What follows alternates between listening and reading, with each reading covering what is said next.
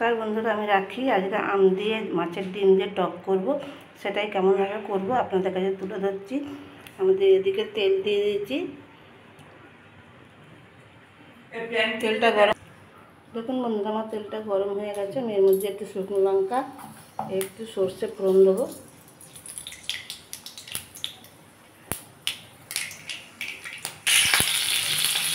দেখুন আমগুলো দিয়ে দিচ্ছি, আমগুলোকে একটু ভেজে নেবো।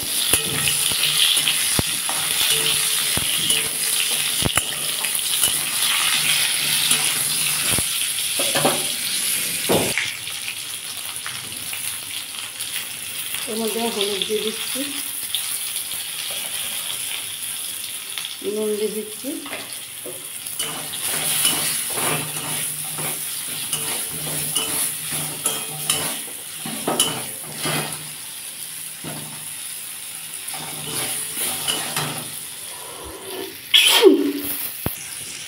দেখুন বন্ধুরা আমি এবার এর মধ্যে জল দিয়ে দেবো।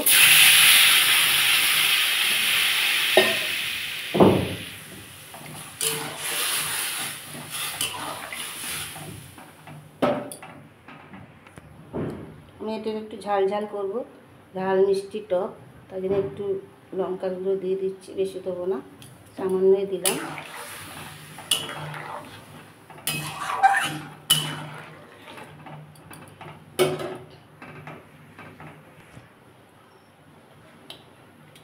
এর মধ্যে আমি এবার মাছের ডিমগুলো দিয়ে দেবো।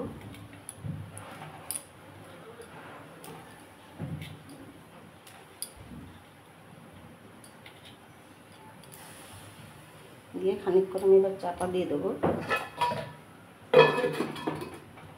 5 মিনিট পরে ফিরে আসছে। 5 মিনিট পরে ফিরে এলাম বন্ধুরা। আমার আমটা দেখুন সেদ্ধ হয়ে গেছে। আমি এর মধ্যে এবার চিনি দিয়ে দেবো। এই যে এই বাটি 1 বাটি চিনি দিয়ে দেবো।